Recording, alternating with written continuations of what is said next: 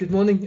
Hope you're all well, and thank you for the work from last week. That it was fantastic reading it, especially the arguments back and forward, especially with you arguing with each other. And I don't know, maybe not having the person there or knowing who said it, unless you obviously identified it. I think one person made his comments quite identifiable because he used his first name in it, kind of thing. That maybe it makes it easier not seeing the person there. Maybe it makes it easier not having to confront the person and tell them they're wrong, and then we're approaching the problem more text-based, like we're critiquing a writer or a comment we see kind of online. So yeah, really good, really enjoyed it.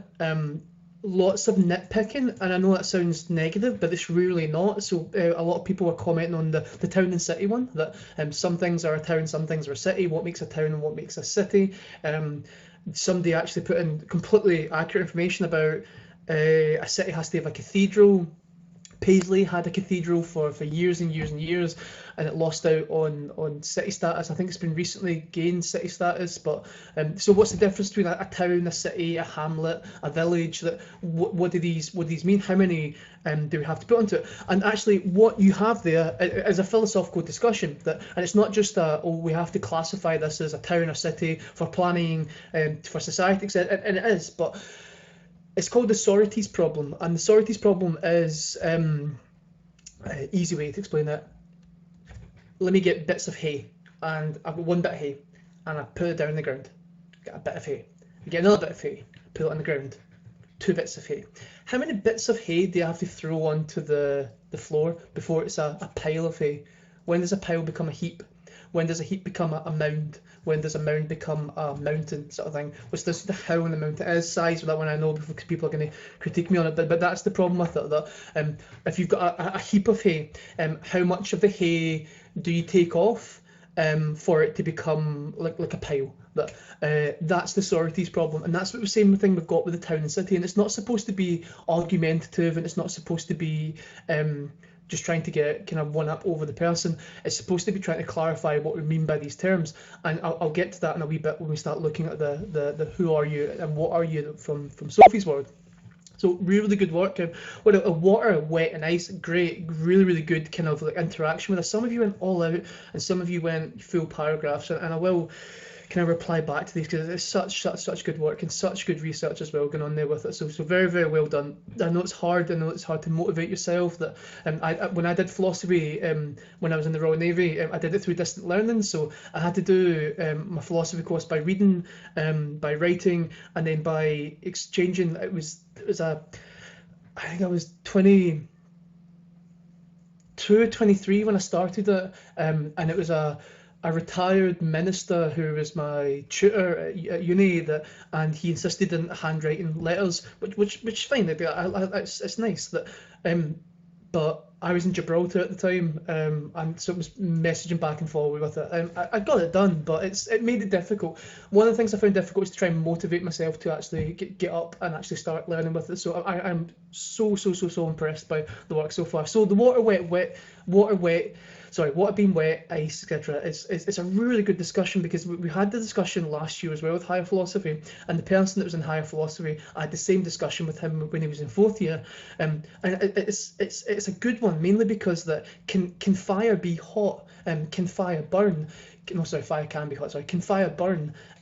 Or is it the fuel that burns? Is it the water that's wet, or is it the experience of water that's wet? Is there a quality within water that is wetness, I think? And we'll get to that. John Locke called it primary and secondary qualities, where the primary quality was the thing that made the thing a thing, and the secondary quality was our experience of a thing. So that a table, for example, the primary qualities would be the wood and the atoms that hold it kind of together, and the secondary qualities would be the firmness of the table, or the stability of the table, kind of thing. But so Descartes speaks a lot about, he doesn't call them primary and secondary qualities because people build on other people's work. So but still a good discussion to be had there with it. That the only thing I found with it is that water, I don't think we call ice water. I don't think we refer to it as frozen water. It's like, hey, can I get some frozen water in my water? I don't think it's something we say. We might be able to argue that, because we like arguing. But I think the convention of language kind of pulls us towards the fact that no, that's not true, because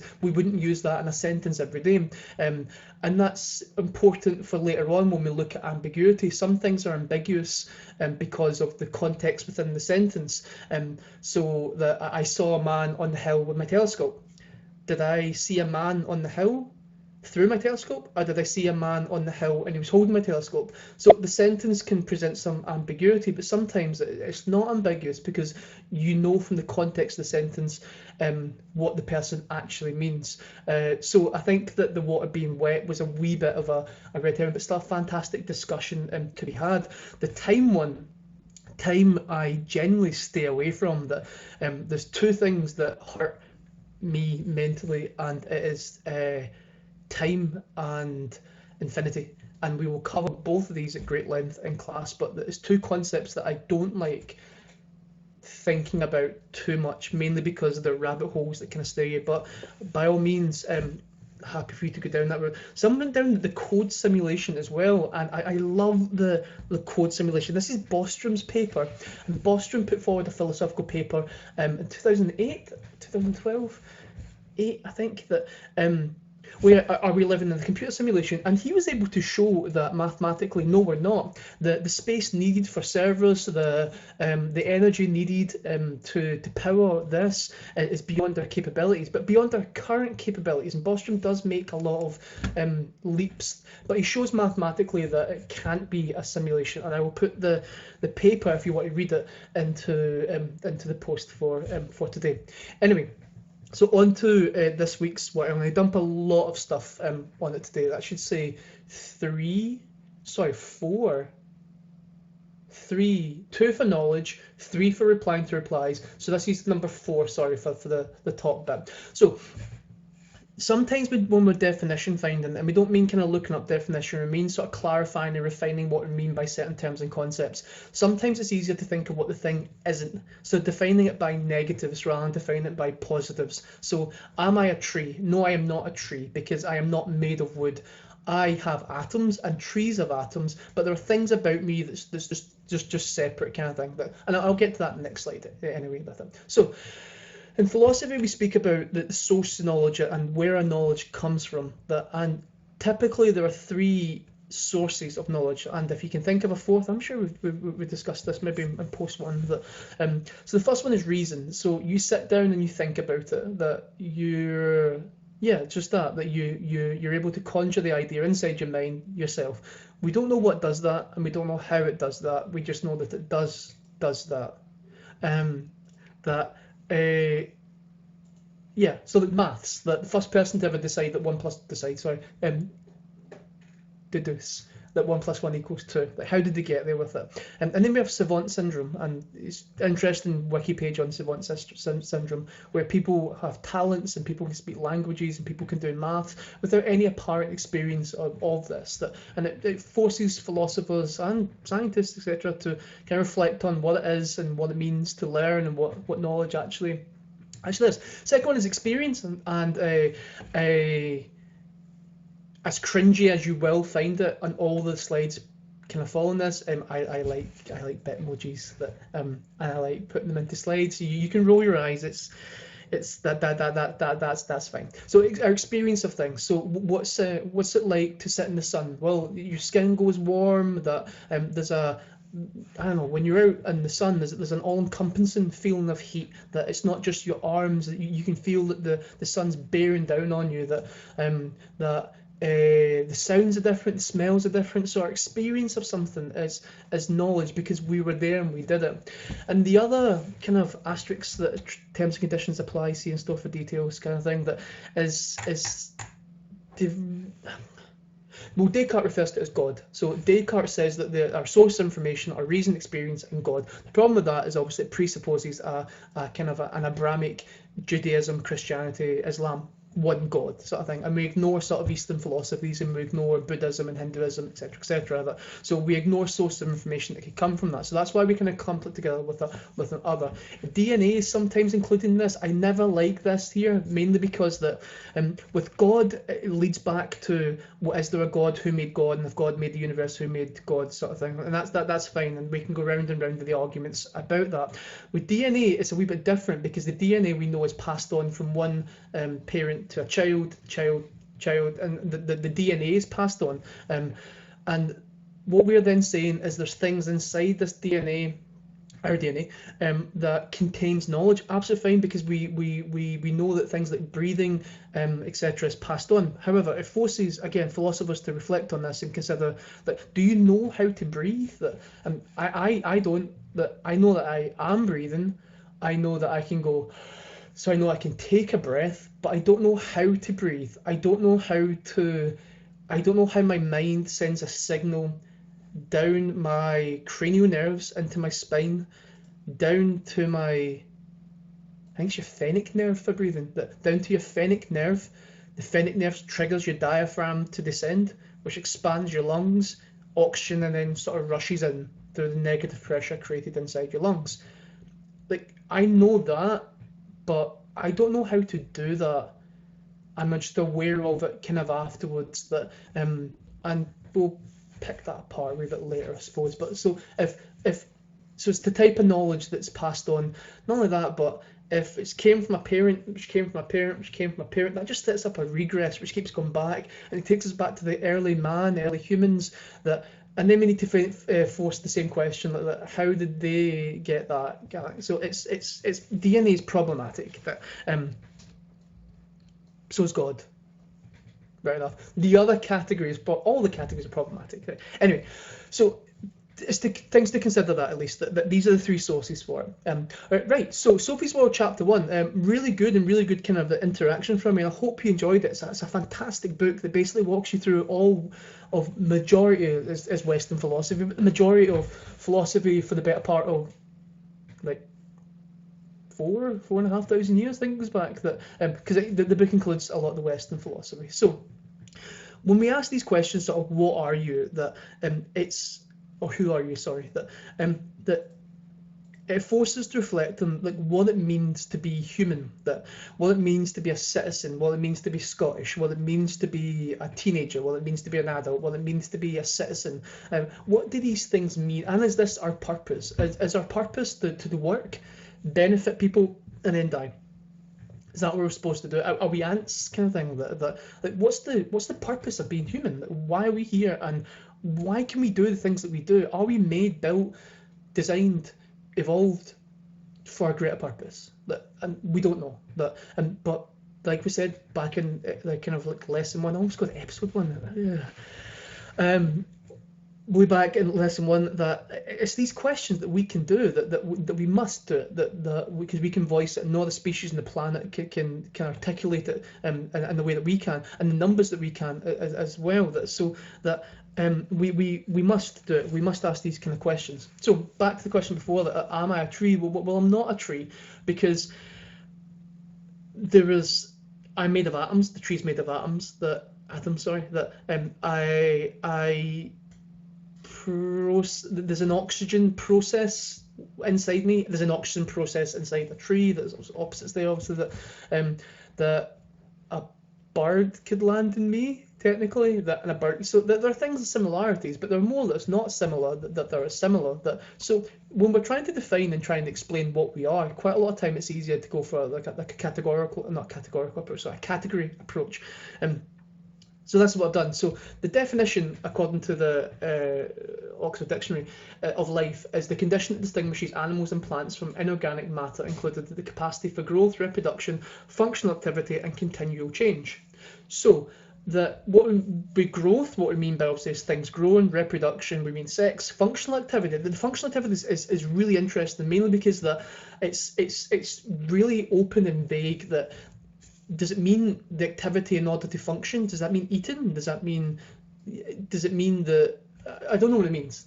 For me, it could be that for me, not having the ability to think and to reason would I think I would lose part of my function as a human if I can't do that. So what does the function activity sort of mean? Anyway, continual change, most of us are happy with that, kind of it ties into the rest of them. And death are the main categories there with it.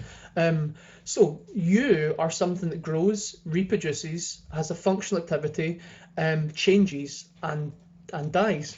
What I'd like you to do on the document is, like, what does this mean to you? Like, see when it says that it grows, what does it mean it grows? It reproduces. What does it mean to reproduce? Functional activity, I'd like a wee bit more here actually. This is interesting for me anyway, because like, what does it mean? What's an activity that creates function? And how would you do this? And to remove all sort of awkwardness, I've already filled it in for you. So how do you reproduce? That's the sex part. So that if you need anything like that, I'm happy to pass your details on to your guidance teacher, who can have a wee chat with you about that. But I don't want to kind of spend a lot of time on that, because it's not the philosophy that is part of it. Then what I'd like you to do is compare you to something else. Don't do a tree, because trees are a bit obvious. So find another creature, another thing, and compare yourself to that. Are you similar or are you different? Are the things that you do that are similar, or the things that you do that are different? And by this, hopefully, we can start refining sort of kind of what we are. Where I want to try and head with this task, either latter part of this week or into next week, is by looking at the definition of what you consider to be you and compared to other organic things, and then comparing it to an inorganic thing, a computer. And we'll probably be kind of back and forward with that.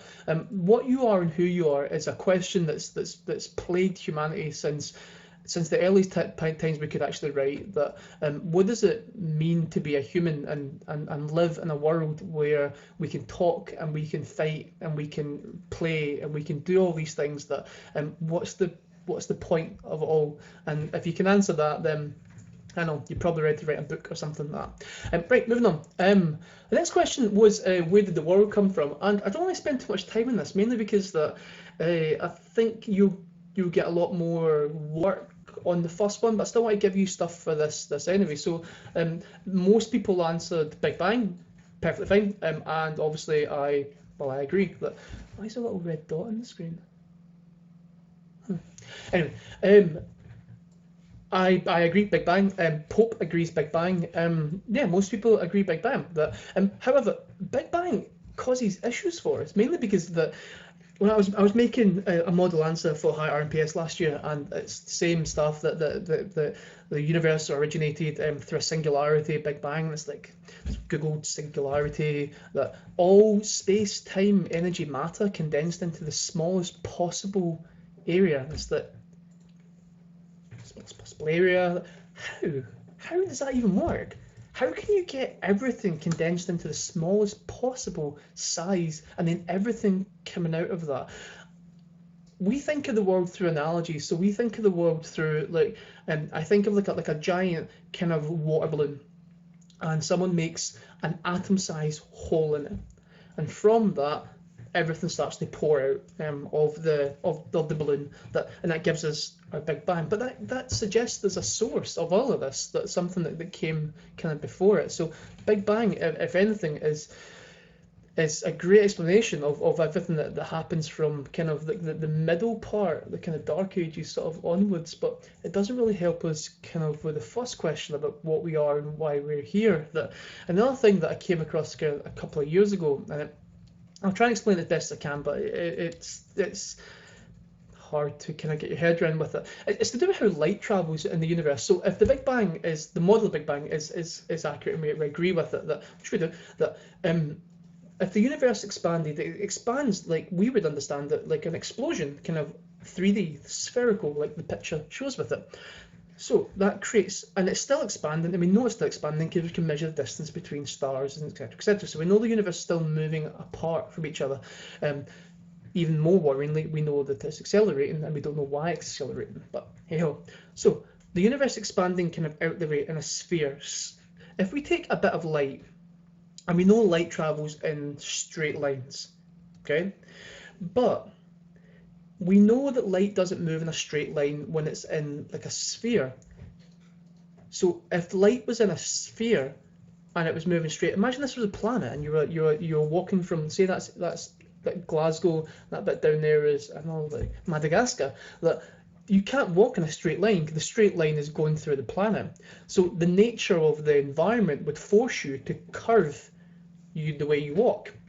What we actually get with light, what light should be, sorry, is that because as the light moved towards me from that star, the universe being spherical would curve that light towards me. But that doesn't happen. Light moves in a straight line. Light doesn't curve. So that means the universe isn't bending light into a curve. And one of the things I found when I was doing this was that the universe might be flat, like a disc. Kind of. That's philosophy. And although we might package it as science, that's pure philosophy, because we're speculating about the nature and shape of it. We're using the scientific knowledge as part of it, but we're definitely reflecting on reflect on a philosophical kind of mindset towards it. I'll go back to that. So I've put some videos on one of the posts for you about where the universe came from, and I'd like to maybe go back and forward with that on the post so that it's not too formal. Right. So thought experiment kind of task as well. Personal identity is a fascinating area, and it's a shame it's one that we don't do formally as part of the course for higher philosophy. Maybe we're glad for that though, if I'm being honest. The essays we used to get when we did assignments were fantastic. So there's a few problems like this, and the one that's more common is the swamp man problem, but it's packaged many different ways. So it's basically where we take someone's mind and we transfer it into another body. That it's been done through brain transplants. It's the thought experiments, not real. Brain transplants. It's also been done through Star Trek. So what you get is someone being beamed up, and the beam bouncing back, and the beam creating a second copy of that person, and we get the thing like who's the real person. And there's actually an episode in the Next Generation Star Trek that has just that, where one of the crew are kind of copied, and they basically go off and have two separate lives, and kind of it's an old philosophy problem. So what I'd like you to do for this is have a look at the links I've put, have a look at the swamp man problem, create something for me, make poster. It could be something physical, it could be something like I don't know, you decide. Lego, it could be computer based, it can be lots of different things last time. So I wanted you to try and do something like that again if you can. Next one. Sorry, we start there. My son came in and had to deal with him. So applied philosophy is where we take the philosophy we learned and the questioning process and the things that we ask about the world around about us, and we apply it to the world around about us, and we use the media, and we use songs and TV and film and books and conversation with people, and we use these to try and spark ideas inside our minds, to explore ideas, that mainly because it's a complete sandbox where you can build in your mind, that is that where you can build and make things whatever you want, that you can, like many of you did with the prove this wrong, prove this right task, that you can bend, shape, break certain parts of reality to try and get the problem to work. And if anything, it helps us understand the thing better. That if we understand, take a cat, that if you understand like what a cat is, how a cat works, don't know why that's come up. If we understand how these things are, that it starts us to ask further questions, like can cats dream? Like, can dogs dream? I think most of us would say, with the pet that is, would say yes to that. But then it gives this other answer. The question, sorry, like that. What do animals dream of? What can they dream of? So I think I did this with a few of you in S3 or S4 RMPS. So have a watch. This is In the Night Garden.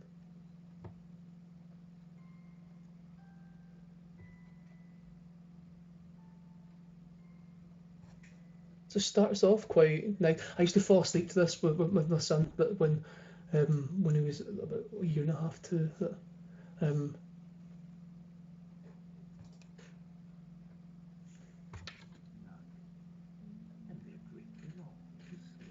So drifting off to sleep. So the child's drifting off to sleep. So it's a separate character.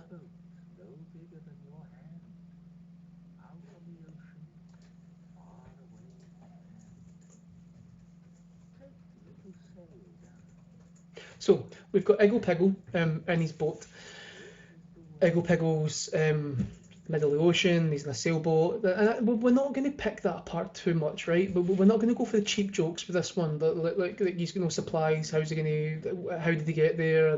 That sails made that sails can't be blankets made. We're not going to go there with it. It's not like going with the Santa Claus thing. That's why I was trying to make sure my kid's not here. Sorry, so I can discuss this without scarring them for life. That we don't go in there. That there's a big guy climbing down the chimney. They're cheap jokes. So instead, what we go is Iggle Piggle takes the sail down and he lies down in the boat. His appearance looks like he's dreaming that, and he floats off, and this one star sort of expands, and I think let me say this right.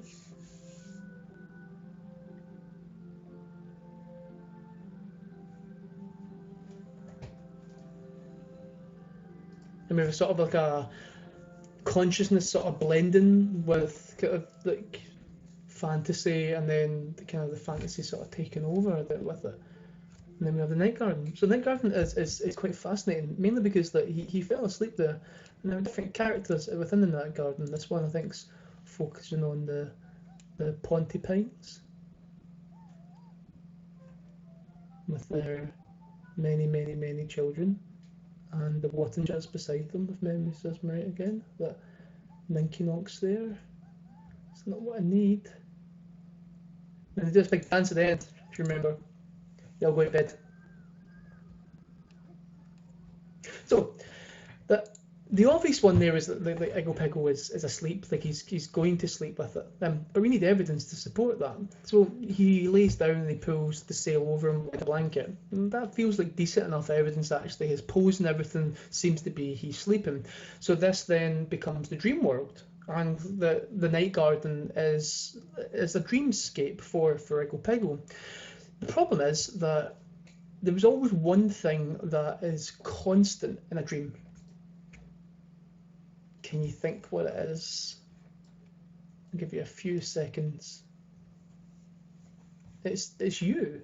Like, you are the constant in the dream. That you're always in your dreams. That you're always aware of the dream. That you might be one of these people who don't dream or claim they don't dream, but that's fine. But if you look through the episode, the Wattingers are the stars of this episode. That Iggle Piggle only actually appears at the end there. So that means this whole thing was going on outside Iggle Piggle's experience. Or maybe Iggle Piggle's dead, we don't know it. When they start going to bed as well, that it's a wee bit interesting. Let me fast forward to that. So we have the Wattingers going to bed. We have the Tombliboos going to bed. I can't believe I remember these. You have Upsy Daisy going to bed. You have those big black rings under his eyes, like he's not slept in a month. So I did say, don't go for the jokes. Don't go for the jokes. So he goes to bed. The Haboos go to bed by just losing consciousness. The Ninky Nonk and the Plinky Plonk shut down.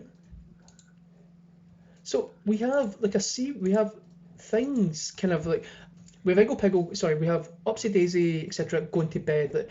Why would they go to bed within a dream?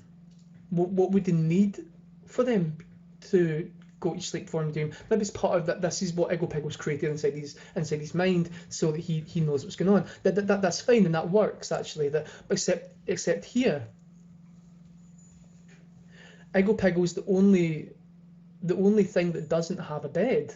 So Iggle Piggle isn't going to sleep.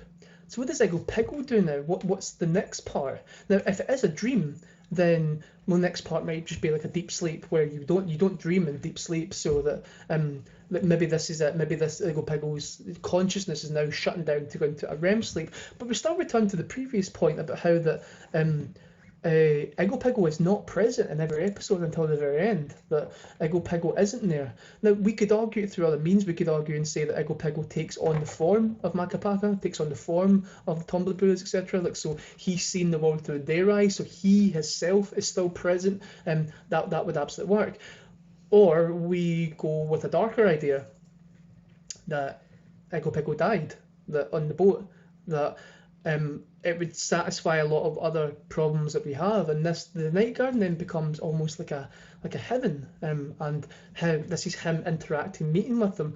People sleeping might be going back to their own separate heavens. That this isn't true. This is a wonderful kids program that we're trying to sort of like deconstruct slightly, but we're not criticizing the program at all. What we're doing is using the program to try and stimulate ideas. At the weekend, I started a new program, Upload, where Before You Die, the conscious upload, and it wrecked my Saturday afternoon, if I'm being really honest, mainly because that it posed way too many questions for me, that excuse me, and it raised way too many issues for me. But what it did do, and what I really liked about it, is the possibility and plausibility of it, that it's plausible, so it's possible in the fact that could we upload consciousness? Sure, that's possibly true, that in the future, etc. But you'll notice if you watch the trailer for it that it's the afterlife's been commercialized, and that's absolutely plausible, that the way we looked at our culture just now.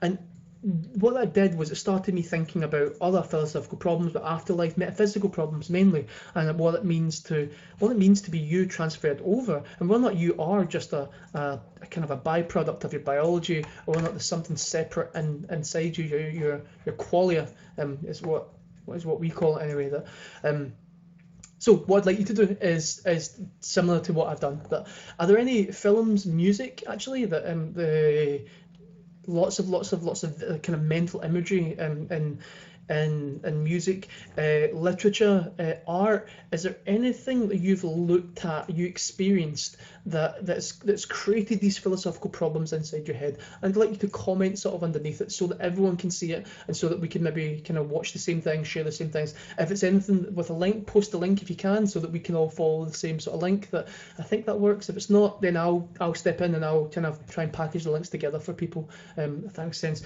Your next one, so it's a long one because I'm trying to kind of combine everything together, that is chapter 2 of Sophie's World. So chapter 2 starts with the quote that actually got me into philosophy: the only thing we're required to be good philosophers is the faculty of wonder. So we've always commented in school that something happens in S3 with pupils where their thinking becomes more rigid, more kind of like, yes, that is right and that is wrong. There is truth and there is non-truth, that and there's nothing in between. That whereas in S1 we get crazy ideas about meteors colliding and making the planets. We have things about the time travel, and we have fanciful ideas that and this is what this chapter sort of explores on a little bit. So again, have a read, answer the questions if you can, and then we'll start a kind of a back and forward on this on the thread as well. I'll read what you're putting out, and I will. If I can make something else this week, I will. If not, I'll reply to you start next week. Have fun and take care. See you later.